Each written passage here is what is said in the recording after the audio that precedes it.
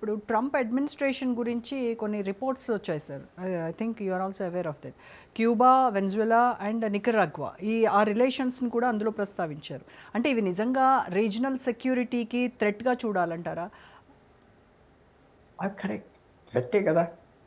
అమెరికాకు పెద్ద పాలసీ ఉన్నది 1812 నుంచి, చాలా ఫేమస్ పాలసీ, మాన్రో డాక్ట్రిన్. జ్ఞాపకం పెట్టుకోండి. అప్పుడున్న ప్రెసిడెంట్, అమెరికన్ ప్రెసిడెంట్ మాన్రో ఏం పెట్టాడంటే, ఆవిడ బ్రిటన్ ఆది నుంచి స్వతంత్రం తెచ్చుకొని వచ్చారు 1812, 20 సంవత్సరాలు అయింది. ఏదో బ్రిటన్, ఫ్రాన్సు అందరూ అక్కడికి వచ్చి కెలుకుతూ ఉన్నారు. కానీ అమెరికా బలం వచ్చింది ఆ టైంకి. ఎవరైనా ఏ దేశమైనా వచ్చి ఈ నార్త్ అమెరికా, సౌత్ అమెరికాలో వేలు పెట్టి అల్లరి చేసినా, మా ఇంట్రెస్ట్ చేసినా, మాకు వ్యతిరేకంగా ఉండినా మేము సహించాం, ఆ ప్రభుత్వాన్ని తీసేస్తామన్న మాన్రో డాక్ట్రిన్.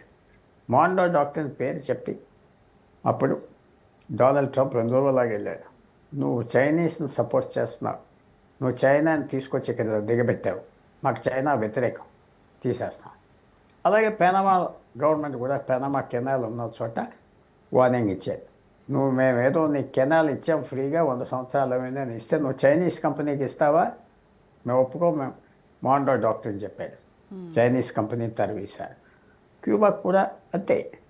కానీ అప్పుడు మాన్రో డాక్ట్రిన్ ఎందుకు వాడలేదంటే 1962లో పెద్ద క్రైసిస్ అవి. రష్యా రహస్యంగా తీసుకొచ్చి న్యూక్లియర్ మిసైల్స్ పెట్టారు 60 మైళ్ళు అమెరికా నుంచి. పెడితే అమెరికన్ ప్లేన్స్ అన్నీ గమనించింది, స్పై ప్లేన్స్. అప్పుడు ప్రెసిడెంట్ కెనడీ ప్రెసిడెంట్గా ఉంటే 13 రోజులు క్రైసిస్ అవి ప్రపంచం అంతా. ప్రపంచ యుద్ధం, న్యూక్లియర్ యుద్ధం వచ్చే పరిస్థితి వచ్చింది. అప్పుడు ఇద్దరి మధ్యన కాంప్రమైజ్ వచ్చింది. ఏమనంటే రష్యా న్యూక్లియర్ మిసైల్స్ తీసేస్తుంది క్యూబా నుంచి, కానీ అమెరికా క్యూబాని ఇన్వైట్ చేయకూడదు, అలా ఉండనివ్వాలి. ఆ అగ్రిమెంట్ 62 నవంబర్లో వచ్చారు. ఆ అగ్రిమెంట్ గురించి అమెరికా క్యూబా గవర్నమెంట్ తీసేయలేదు, మాన్రో డాక్ట్రిన్ పెట్టి. 62 అగ్రిమెంట్ రష్యాతో ఆ వరల్డ్ పీస్ తెచ్చుకోవటానికి పెట్టారు. ఆ అగ్రిమెంట్ కింద క్యూబా బ్రతుకుంది. కానీ ఇప్పుడు అమెరికా తుమ్మితే వెళ్ళిపోతుంది ప్రభుత్వం, ఎందుకంటే ఎవరు సపోర్ట్ చేసేవాళ్ళు లేరు. అమెరికా క్యూబాని ఎందుకు తీయలేదంటే, ఎందుకు పెద్ద న్యూసెన్స్ ఆ కంట్రీకి, మళ్ళీ భిక్షాన్ని మనమే ఇవ్వాలి, ఉండనే.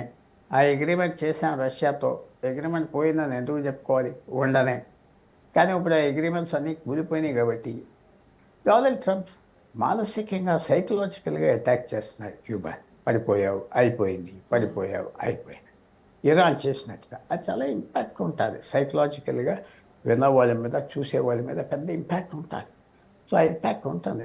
క్యూబాలో ఉండే వాళ్ళందరూ మా పని అయిపోయింది, ఆ సేవింగ్స్ పడిపోతారు, పారిపోయే వాళ్ళు పారిపోతారు, ప్రభుత్వం మీద వ్యతిరేకం వస్తారు, అన్నీ సైకలాజికల్గా జరుగుతూ ఉన్నాయి. బట్ మీకు చెప్పిన మాన్రో డాక్ట్రిన్, మాన్రో పాలసీ 1812 క్యూబాకి ఎందుకు అప్లై చేయలేదంటే, ఒక ఒప్పందానికి రష్యా అమెరికా వచ్చారు 1962 నవంబర్. సరే మీరు న్యూక్లియర్ మిసైల్స్ తీసేస్తాం, కానీ క్యూబాను ముట్టుకోవటానికి వీల్లేదా. ఓకే, ఇప్పుడు నాకు ఒక డౌట్ ఏంటంటే సార్, ఫ్లోరిడాలో ఉన్నటువంటి ఈ క్యూబన్ అమెరికన్స్ ఎవరైతే ఉన్నారో వాళ్ళ ఓటు బ్యాంకును దృష్టిలో పెట్టుకొని ట్రంప్ ఈ రకమైనటువంటి పొలిటికల్ స్టంట్ ఏమన్నా ప్లే చేస్తున్నాడా అని. కొంతవరకు అది కూడా పెద్ద విషయం కదా. ఎన్నో సంవత్సరాలు బట్టి అక్కడ ఉన్న పెద్ద క్యూబన్ పాపులేషన్ ఎవరు సాటిస్ఫై చేయలేకపోయారు, అటాక్ చేయలేకపోయారు క్యూబాని. కొన్ని కారణాల గురించి చేయలేదు, మీకు చెప్పారు కదా, అనవసరమైన తగు. అప్పటి ఫిడెల్ కాస్ట్రో స్ట్రాంగ్గా ఉన్నాడు, యుద్ధం జరుగుతుంది, అంత తలనొప్పని వదిలేశారు. కానీ ఇప్పుడు ట్రంప్ ఏమంటాడంటే, నేనే తీసుకొచ్చాను క్యూబాని అంటాడు కాబట్టి, అలాంటి వ్యక్తి కాబట్టి అది జరుగుతుంది. ఇరాన్ అవేక, ఇరాన్లో నుంచి ఏ స్థితిలో బయటకు వస్తారు ట్రంప్ అండ్ అమెరికా, అది కూడా చూడాలి. విజయంగా బయటకు వస్తే 10 రోజుల్లో చేసేస్తాడు. అలా యుద్ధం సాగుతూ ఉంటే దీని మీద కన్నుపడినా ఉపయోగం లేదు, అలా వదిలేస్తాడు ట్రంప్. సో ఇక్కడ మీరు అన్నట్టుగా క్యూబా మైగ్రేషన్ క్రైసిస్ కూడా పెరుగుతూ ఉంది రోజు రోజుకి. గతంలో మనం 2023లో చూస్తే దాదాపుగా 3 లక్షలకు పైగా క్యూబా ప్రజలు అమెరికాకు మైగ్రేట్ అయ్యి వెళ్ళిపోయారు. అంటే ఇది యుఎస్ ఇమ్మిగ్రేషన్ పాలసీకి challenge, plus at the same time Cuba ప్రభుత్వం కూడా బలహీనపడుతున్నటువంటి సంకేతంగా అర్థమవుతోంది ఈజీగా. కరెక్ట్. ఎంత ఇప్పుడు అక్కడ ఉన్న క్యూబన్ లాబీ చాలా పవర్ఫుల్ లాబీ, సెనేటర్ వాళ్ళ మనిషి, గవర్నర్ వాళ్ళ మనుషులు, కాంగ్రెస్ మెన్ వాళ్ళ మనుషులు. కాబట్టి ఎవరైతే పారిపోయి వచ్చారో బోట్స్ మీద దాని మీద రహస్యంగా వచ్చారో వాళ్ళకి రిఫ్యూజ్ ఇచ్చేవారు. ఆ టైంలో క్యూబన్ గవర్నమెంట్ ఎవరిని పారిపోనిచ్చేది కాదు, కాల్చేసేది. ఇప్పుడు అంతా లూజన్ అయిపోయింది. ఇప్పుడు అమెరికన్ రానివ్వట్లేదు, రావద్దంటారు. వెళ్ళిపోతే వెళ్ళిపోమంటారు క్యూబన్స్. ఆ బలం లేదు. క్యూబాలో గవర్నమెంట్ నామకే వాస్తే ఉన్నది, వీక్గా ఉన్నది.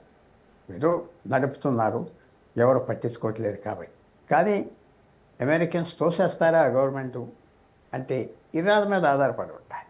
ఇరాన్ నుంచి బయటికి ఎలాగో వస్తారు అమెరికన్. అది ఓడిపోతారు అంటలేదు. ఎలాంటి పరిణామాలు ఎలాగుంటాయి చెప్పలేం కదా.